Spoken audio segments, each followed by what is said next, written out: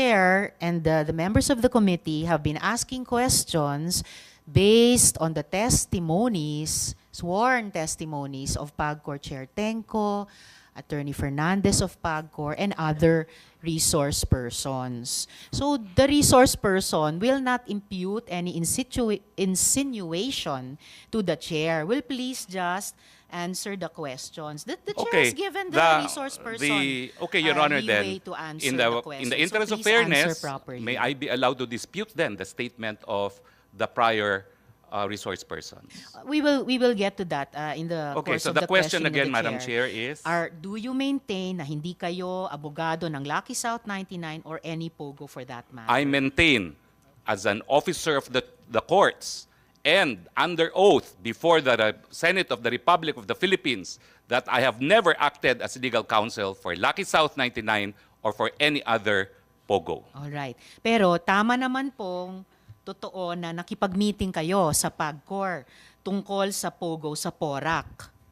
Yes or no Totoo lang po yun, nakipag-meeting Okay. ako, but as I said, ang aking kasama po ay kakilala ko bilang Whirlwind Corporate Secretary, and I have documents in my possession which I would like to submit now to the Senate. Yes, Kasi iba please po do yung that. usap-usapan Thank you. lang, iba kapag notaryadong dokumento. Okay. And definitely, yung pagtestimonya ng ibang mga resource persons ay hindi rin lamang usap-usapan at may mga sinasubmit ding dokumento. Otherwise, the committee would not bother inviting them again and again to Madam, the hearings. Excuse me. I just like to ask the next question.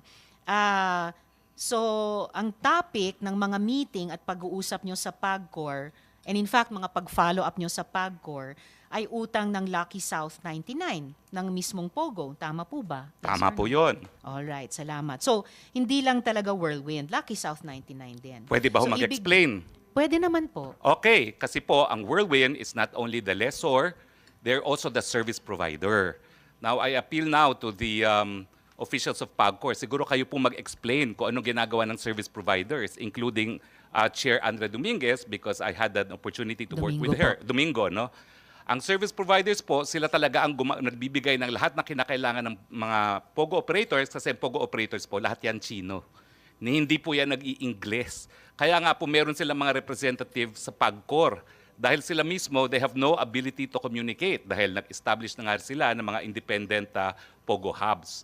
So ang pagkakaintindi ko po talaga, trabaho po ng service provider na magbigay ng serbisyo sa kanilang mga kliyente. Alright, Attorney, salamat. The committee will ask further questions sa PAGCOR. Balik na lang po tayo dito sa Lucky South at PAGCOR. No? Ang sabi po nyo, you did not authorize the use of your name in the organizational chart.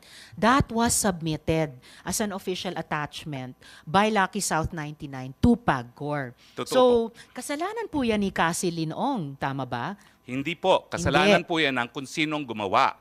Sino Dahil ang wala gumawa? naman pong establishment. Gumawa po niyan Lucky South. Yes. Dahil sila po nag-a-apply. Na si Cassie Linong ang isang doon. Wala po ang pa boss tayong doon. ebidensya na nagpapakita kung sino nag-submit talaga ng mga dokumento, but PAGCOR can confirm kung sino talaga nag-submit ng mga dokumentong yan. Okay, we will Pero- ask PAGCOR that again later. We asked them before. Basta ang malinaw po sa komite ay yung organizational chart na yan, na may drawing, may box, na legal, na nandun yung pangalan nyo, was one of the official attachments sa submissions ng Lucky South 99 sa PAGCOR.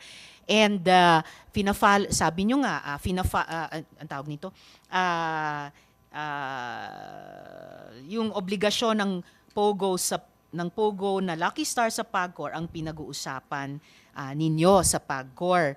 So, due diligence, bilang abogado, dun sa mga diskusyong iyon, alam nyo kung ano yung mga dokumentong sinumite, alam nyo yung mga official attachments na nakalagay doon. Did you confront Cassie Linong about this? Or kinasuhan nyo ba siya na kung bakit nandun yung pangalan nyo sa organizational chart? Madam, nagagalit po kayo dahil sinasabi nyo, binibigay ko ng mga salita ang inyong bibig.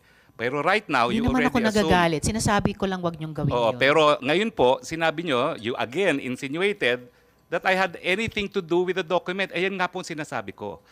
As far as I know po, Attorney, please stop using that offensive verb insinuating. I am a very plain speaker. Okay, I'm Pwede sorry. nyo lang, it's all right. Pwede Okay. nyo lang sabihin mali yung fact na Mali po. sinasite, tinatanggi Oo. nyo yung sinabi ng ibang resource person. 4 na taon na pong itong investigasyon. Halos wala na pong nag insinuate kasi dire-diretso na pong mag-usap. Okay, so please tell the committee, kinonfront nyo ba si Cassie Linong or kinasuhan nyo ba siya? Bakit nandyan yung pangalan nyo sa organization? well, unang-una po, nalaman ko lang na nandun ang aking pangalan nung nag-hearing po last time dito na sinabi ni Chairman Altenco. Pero bilang abogado and naging professor ng constitutional law, I'm familiar with the rules of the Senate. And the Senate says that in proving facts, the rules of court apply in the suppletory character. I don't need to argue with you about Opo, that, attorney. pero But you ang don't need sinasabi to, ko lang po- excuse me, sandali po.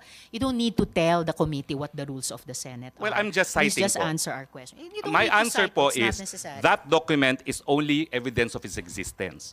Pero para patunayan po yung katotohanan na nakalasaad sa dokumentong yan, dapat meron pong testigo na nakakita ng ginawa yung dokumentong yan, o di naman kaya testigo ng gumawa ng dokumentong yan, o di naman kaya yung testigo na pumirma ng dokumentong yan. Actually, Pag as wala I po said yan, earlier, excuse hindi me, po excuse siya me. po No, pwede. excuse Ma'am, me. excuse me No, kasi... no, excuse me, Attorney Roque. I'm sorry, madam, but I am a Yes, it's all resource right. person invited. Yes, you are. I was Wait. asked Let me to finish. answer. Yes, you Hindi ko po already answered in maintindihan, excess. Kapag gusto niyo Sandali akong po. tumigil, papatigil niyo ako kapag ako nag-explain. Yes. I thought we were engaged in Attorney. the search for the truth. Oh, definitely we are. Attorney Roque, what I am Chair, saying, Madam yes, and Chair. Sherwin.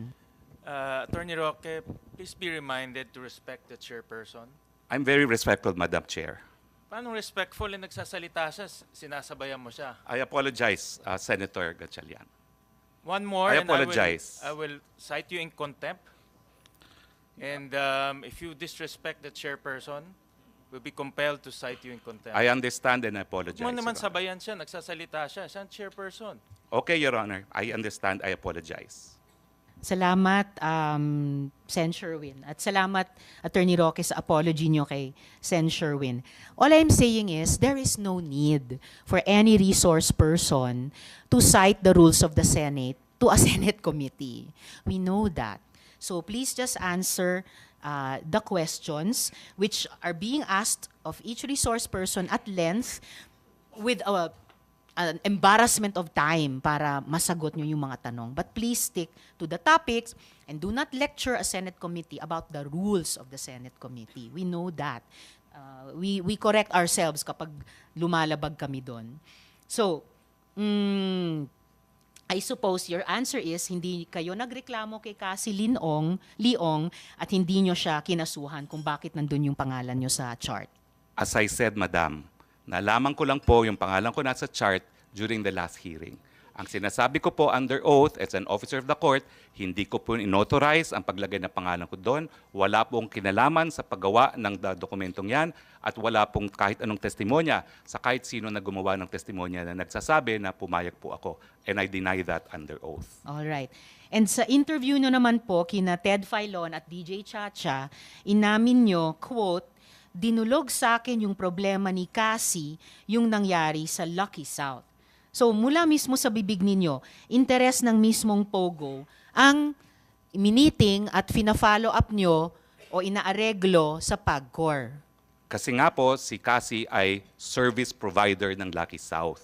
So gaya po ng sinagot din ni Dennis Cunanan, pag may problema ang Lucky South, tumatawag sila doon sa mga tao na tutulungan sila dahil hindi nga po nag-i-English yung mga yan. Okay. So but, whether service provider o ano pa man, dinulog nyo yung problema ni Miss Cassie Leong at ng Lucky South na isang Pogo, dinulog nyo sa PAGCOR. Yun yung Dinulog ko malinaw. po Alright. dahil pinakiusapan po ako nung service provider.